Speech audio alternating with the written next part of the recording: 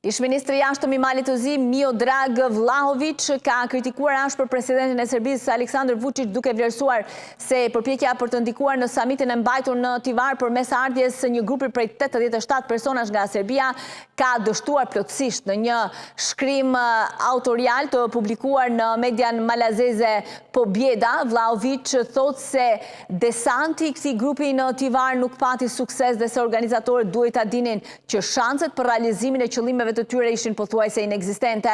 Samitet të këtij niveli me pjesëmarrjen e zyrtarëve të lartë të Bashkimit Evropian dhe me masa të avancuara sigurie nuk mund të kalojnë pa kontrolle të detajuara të çdo aspekti të sigurisë, shkruan ai. Sipas Vlahović, reagimet e mëvonshme të Beogradit vetëm sa e zbuluan sipas tij dështimin e të gjithë operacionit.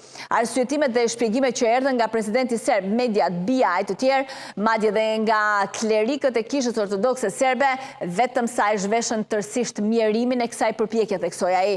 Autori kërkon që institucionet malazeze të hetojnë se kush kishte organizuar ardhjen e grupit nga Serbia dhe cilat ishin synimet e tyre. Në pjesën më kritike të analizës së tij, Vlahović vlerëson se samiti në Tivar solli një mesazh të qartë evropian për Serbinë dhe për vetë Vučić.